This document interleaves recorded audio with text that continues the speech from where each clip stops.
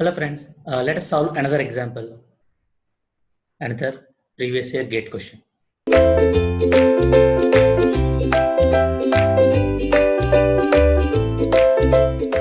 So first understand what is the given data. Two different types of soils, okay. Soil 1 and soil 2 are used as a backfill behind a retaining wall. Okay, fine, as shown in the figure. What are the properties if you see? It is a cohesionless soil.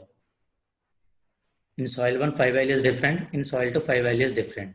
So weight density is 15 kilonewton per meter cube. Weight density is 20 kilonewton per meter cube. Okay. Gamma T is given. Okay. C and phi are given. Okay, fine. What they are asking? The resultant active earth force per unit length acting on the wall.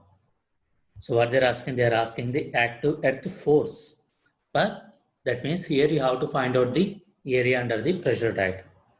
So here, if you remember, how can you solve it? Is there any water table here? No.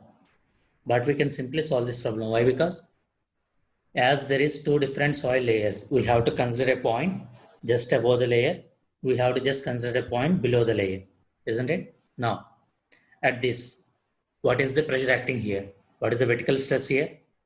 So before that, in this layer, soil 1, what is the vertical, what is the active earth pressure constant?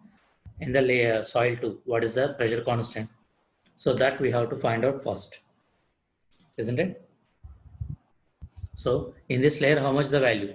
Phi equal to 30 degrees. That means whatever the Ka in soil 1, that will be equal to 1 minus sin phi divided by 1 plus sin phi. If you substitute phi equal to 30, so how much you will get? You will get it as 1 by 3. If phi equal to 30, again substitute phi equal to 30. Then you will get a magnitude of 0.21, 0.217. That's it. Now, let me draw it.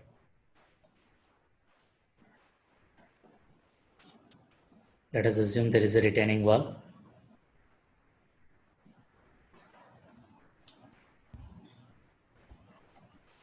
(2-meter height). At this top layer, whatever the vertical stress, your vertical stress that will be equal to 0. Then whatever the pressure, active earth pressure will also be equal to 0. Just a point above or just a point below, whatever the vertical stress, that will be equal to whatever the magnitudes, 15 into 2.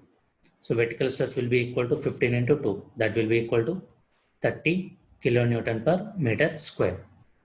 So whatever the pressure just above of it, that will be nothing but a Ka1 into sigma V. Whatever the stress just below, Ka2 into sigma V. So whatever the Ka1, 1 by 3 into 30, you will get it around 10 kilonewton per meter square. Let us assume that will come around here. Now join these two by inclined line. So here what is the magnitude? 0.217 into 30. Then how much you will get? You will get it around 6.2 kilonewton per meter square. That is comes around here. So similarly, again it will vary linearly.